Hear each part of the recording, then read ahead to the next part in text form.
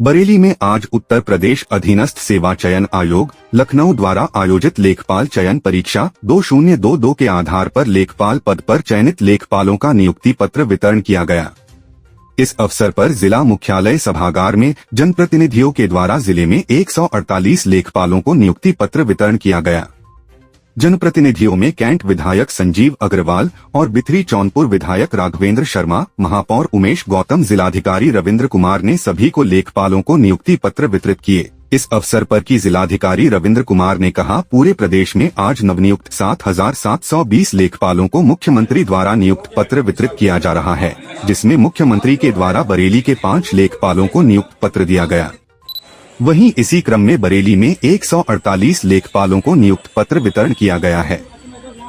वहीं नवनियुक्त लेखपालों ने सरकार का शुक्रिया अदा करते हुए कहा, ये दिन उनके लिए बहुत खास है, वह अपने कार्यों को पूरी निष्ठा के साथ पूरा करेंगे। बरेली में शिव भक्तों की मदद के लिए इस बार एसएसपी ने कांवड़ सेल गठित की है। बीते साल सावन में जोगी नवादा में 2 बार बवाल हुआ था, इसलिए इस बार पुलिस फूंक फूंक कर कदम रख रही है। एसएसपी ने कांवड़ सेल का गठन कर पहली ही बैठक में जत्थेदारों से समन्वय स्थापित करने सहित अन्य जरूरी दिशा निर्देश दिए। कांवड़ सेल में 1 इंस्पेक्टर, 3 दरोगा, 4 हेड कांस्टेबल और 2 कांस्टेबल चुनाव सेल वाले दफ्तर में बैठकर कार्य करेंगे। यह पुलिस के चुनाव सेल वाले दफ्तर में बैठकर काम करेंगे। एसपी सिटी और एसपी उत्तरी व दक्षिणी के क्षेत्र से संबंधित सावन व कांवड़ के आंकड़े और गतिविधियां अब इसी सेल के जरिए संचालित होंगी। एसएसपी सीधे तौर पर इस सेल के कामकाज की मॉनिटरिंग करेंगे और एसपी यातायात शिवराज इसका पर्यवेक्षण करेंगे।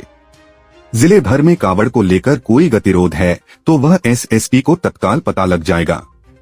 इस पर तत्काल एक्शन भी लिया जा सकेगा। दिल्ली में केंद्रीय मंत्री नितिन गडकरी से मिलकर बरेली आ रहे भाजपा सांसद छत्रपाल गंगवार की गाड़ी को देर रात झुमका चौराहे के पास सामने से दूसरी गाड़ी ने टक्कर मार दी। हादसे में सांसद, उनका सुरक्षाकर्मी, ड्राइवर बाल बाल बचे। टक्कर मारने वाला आरोपी शराब के नशे में था। इसकी सूचना पर पहुंची सीबीगंज पुलिस ने उसे गिरफ्तार कर लिया है। उसकी गाड़ी पुलिस के कब्जे में है। भाजपा के तमाम नेता व व्यापारी हादसे की सूचना पर मौके पर पहुंचे। अफरा-तफरी के बीच अर्टिका सवार गाड़ी लेकर भागने लगा। सांसद के ड्राइवर भवानी, पीए नरेंद्र व गनर ने उसे पकड़ लिया। सीबीगंज इंस्पेक्टर राजबली ने बताया कि अर्टिका सवार शेरगढ़ निवासी संतोष कुमार हिरासत में है। बरेली के कैंट इलाके से लापता किशोरी का शव हावड़ा में मिला। कार्रवाई की मांग को लेकर एसएसपी ऑफिस और कलेक्ट्रेट में लोगों ने प्रदर्शन किया और कार्यवाही की मांग की है। एसएसपी अनुराग आर्य ने सीओ को मामले में कड़ी कार्रवाई का आदेश दिया। कैंट पुलिस ने बताया कि मुख्य आरोपी युवक को गिरफ्तार कर लिया। अन्य आरोपियों की गिरफ्तारी को लेकर पुलिस टीमें दबिश दे रही हैं। कैंट क्षेत्र के एक व्यक्ति ने 28 जून को अपनी 14 साल की बेटी के अपहरण की रिपोर्ट आरोपी युवक शेखर मौर्य, उसके पिता मूलचंद, मां नाथू देवी, भाई सूरज व अर्जुन के खिलाफ दर्ज कराई थी। आरोप था कि उनकी बेटी 27 जून को किताब खरीदने की बात कहकर निकली थी, लेकिन घर नहीं लौटी। गांव वालों ने बताया कि उसे शेखर मौर्य अपने परिजनों की मदद से अपहरण कर ले गया है। शेखर ने कैंट थाने में सरेंडर कर दिया। उसने पुलिस को बताया कि वह और किशोरी घर से खुद निकले और हावड़ा के एक होटल में ठहरे थे। मीरगंज पहाड़ी और मैदानी इलाकों में लगातार हुई झमाझम बरसात और कई बैराज से छोड़े गए पानी से तहसील क्षेत्र की बहगुल, पीलाखार, किच्छा और रामगंगा समेत सभी नदियां में तेजी से जल स्तर बढ़ने के साथ ही उफान पर हैं, जिसके कारण पानी नदियों से निकलकर फसलों और गांवों में धंसने लगा है। साथ ही क्षेत्र की कई सड़कों के ऊपर से होकर गुजर रहा है, जिससे आवागम ठप होने के आसार दिखाई दे रहे हैं और गांव जौनेर में पीलाखार नदी भूमि की कटान करते हुए ओवरहेड टैंक की ओर बढ़ने लगी है, जिससे ग्रामीणों में दहशत व्याप्त हो गई है। हालांकि तहसील प्रशासन इस मामले में लगातार सजगता बरते हुए है। बैराज से भारी तादाद में पानी छोड़े जाने से बहगुल और किच्छा व पीलाखार और रामगंगा नदी में मंगलवार से ही जल स्तर तेजी से बढ़ने लगा था और विगत 2 दिनों से पानी बहुत तेजी से बहा है।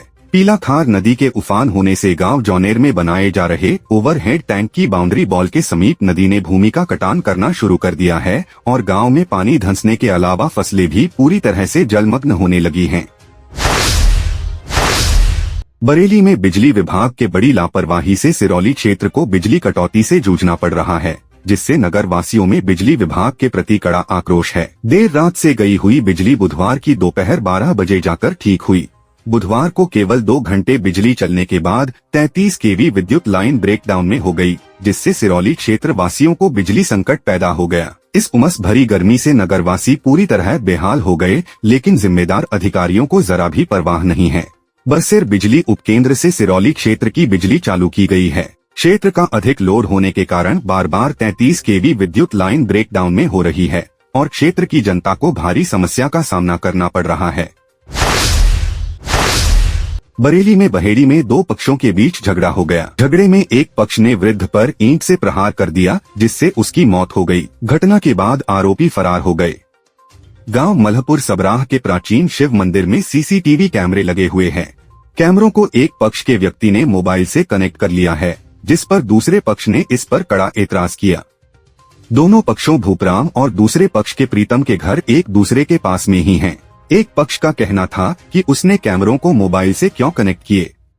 उन्होंने आपत्ति करते हुए कहा कि वह लोग मोबाइल में गांव की औरतों को देखेंगे। इसी बात पर दोनों भूपराम और उसके पुत्रों गौरी शंकर व सर्वेश का दूसरे पक्ष के प्रीतम राम और उसके पुत्रों अनिल व कपिल में विवाद हो गया। विवाद बढ़ने के बाद देखते ही देखते दोनों पक्ष आमने सामने आ गए। उनमें लाठी डंडे और पत्थर भी चले। इसी दौरान एक पक्ष के किसी ने 70 वर्षीय भूपराम को ईंट फेंककर मार दी, जिससे उसकी मौत हो गई। गांव में बच्चा लड़ रहे थे, तो चक्कर में बचाने के चक्कर में गए थे, इनके ईंट मार दी। बरेली में भारतीय पशु चिकित्सा अनुसंधान संस्थान इज्जतनगर के वैज्ञानिक दुर्घटना के शिकार एक कछुए को बचाने में लगे हैं। IVRI के वन्यजीव केंद्र के प्रधान वैज्ञानिक एवं प्रभारी डॉक्टर एन पावड़े ने बुधवार को बताया कि बदायूं के कुछ समाज सेवी 8 जुलाई को दुर्घटना के शिकार एक कछुए को संस्थान में लेकर आए थे। दरअसल कछुए की पीठ के ऊपर से कोई बड़ा वाहन उसे कुचलता हुआ निकल गया था। उन्होंने बताया कि परीक्षण से पता चला कि कछुए का सख्त आवरण या खोल टूट गया है और ऐसी स्थिति में कछुए का जीवित बचना मुश्किल होता है। पावड़े ने बताया उसके कवर को जोड़ने के अनेक प्रयासों में कामयाबी नहीं मिलने के बाद और थाई सर्जिकल पिन की एक रिंग बनाई गई और उन्हें जोड़ने के लिए स्टेपलर का इस्तेमाल किया गया, जिससे फिलहाल सफलता मिली है। उन्होंने कहा कि वे कछुए को बचाने का प्रयास कर रहे हैं। बरेली के फतेहगंज पश्चिमी बिजली करंट लगने से एक व्यक्ति की मौत हो गई। ग्राम मौधोपुर माफी निवासी चंद्रपाल को काम करते समय बिजली का करंट लग गया, जिससे उसकी मौत हो गई। उसकी मौत से घर में कोहराम मच गया। सूचना पर पहुंची पुलिस ने शव कब्जे में लेकर पंचनामा भरकर पोस्टमार्टम को भेज दिया।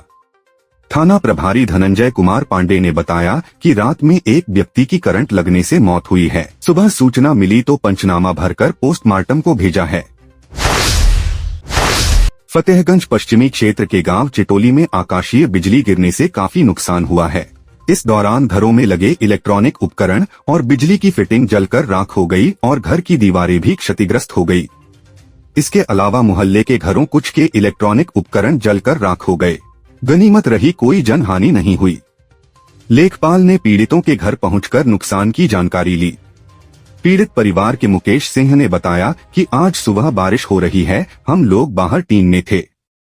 अचानक तेज धमाके से 11 बजे आकाशीय बिजली दीवार तोड़ती हुई किचन पर गिरी, जिससे किचन का लिंटर में दरार पड़ गई, किवाड़ में छेद हो गया। दीवार टूट गई। टीवी सहित घर में लगे सभी इलेक्ट्रॉनिक उपकरण और बिजली की फिटिंग जलकर राख हो गई।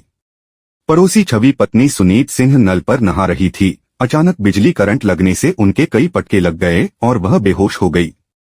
ग्राम प्रधान अनुज सिंह की सूचना पर हल्का लेखपाल ने पीड़ितों के घर पहुंचकर नुकसान की जानकारी लेकर सरकार से मदद दिलाने का भरोसा दिलाया।